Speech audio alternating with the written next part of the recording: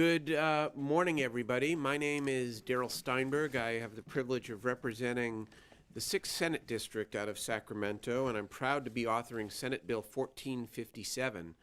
We're joined this morning by the bill's sponsor, my friend and California's State Treasurer, Bill Lockyer, who you will hear from in a few minutes. I am also joined by Terry Cook from the Stewart Foundation and Miriam Choka from Casey Family Programs, and Andrew Masters, who is the president of the California Youth Connection in El Dorado, and you will be hearing from him in just a few moments. We are very pleased here to talk about 1457. I am very, very excited about this bill. Here's what it does.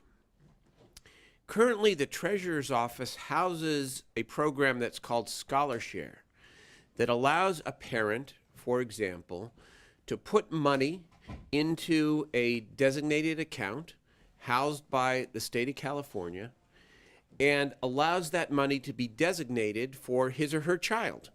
Makes sense. There's some tax benefits, of course, to the family, and it enables the family and the young person to develop the funds necessary to go to college.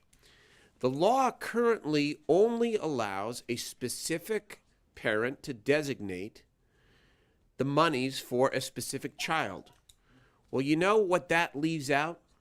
That leaves out the tens of thousands of foster children who have no contact or no ability to have their parent designate them for a scholarship. So what we do here in this bill is we create a new program within Scholarshare called CalSave.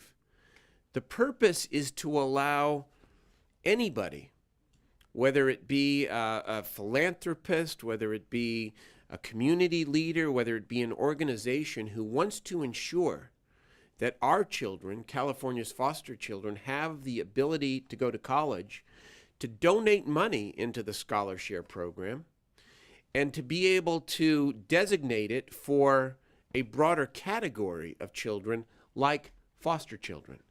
In that way, our hope is that there will be tens of thousands of dollars designated within this scholarship account for young people like Andrew to be able to access and to be able to afford to go to college. Foster care and ensuring that foster children have a bright future must be a top-tier state priority. We are fond of saying that foster children are our children, and we know that so many of these children go through horrific experiences, home to home, community to community. We have an obligation to offer them a lot.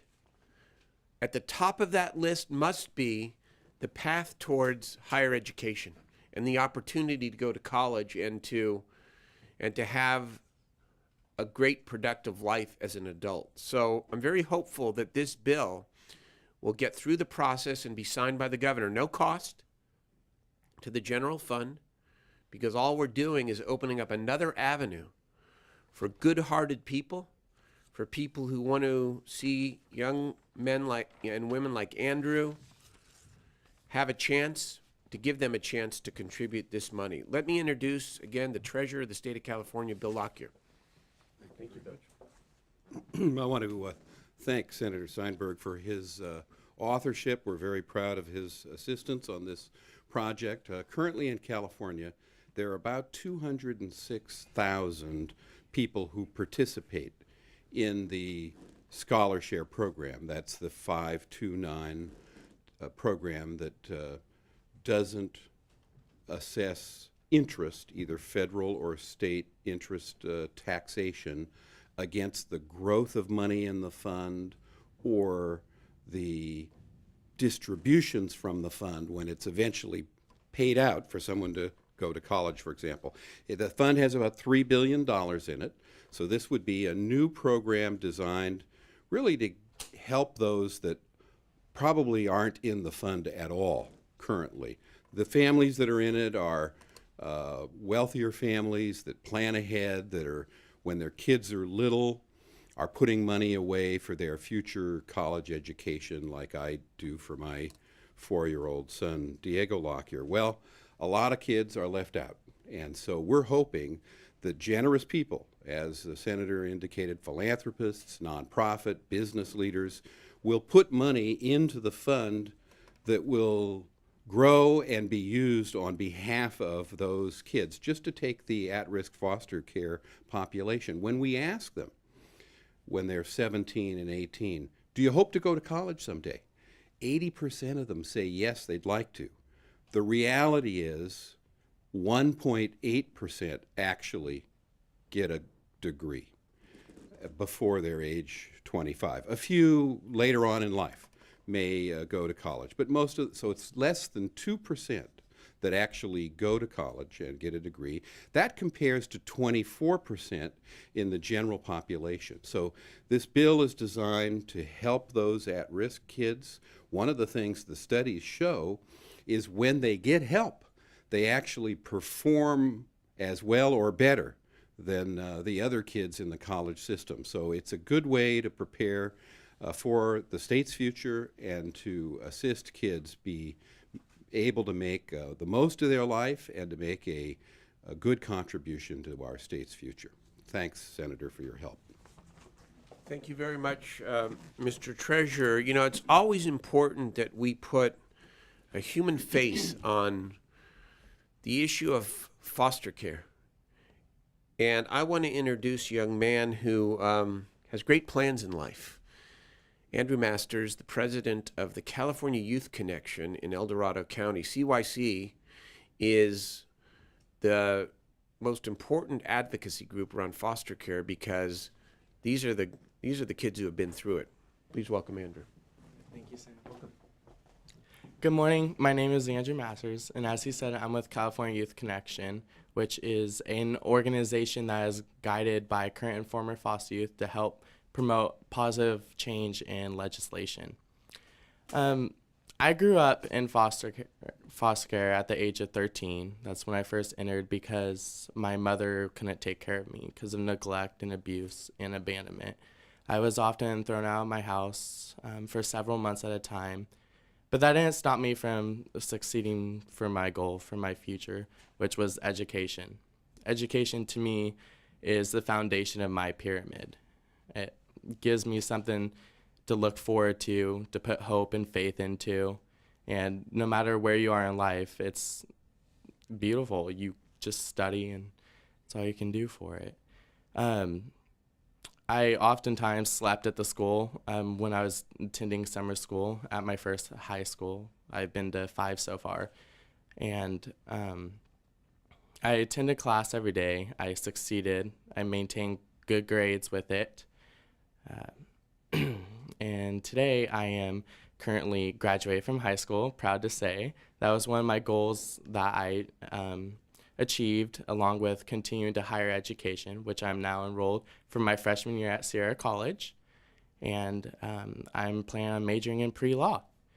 And I could have not done this today without scholarships. I'm on the Chafee grant, or the Cal grant, and with help of FOSFA.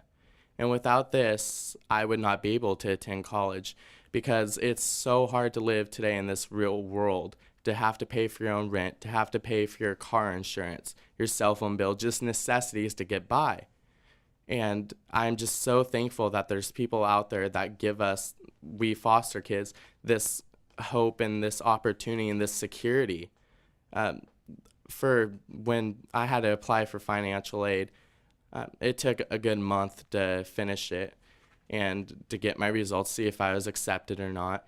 And during that course of month, I was stressed. I was very, very stressed because that's my life right there. That's determining whether or not I am going to continue on. Am I going to get higher education? Am I not?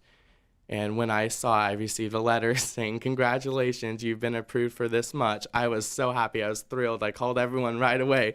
And I was like, sorry, I was just so happy because I'm actually going to college. And I'm just glad that the people in this world give us this opportunity to they see potential in us like we see potential in ourselves. Thank you. Well,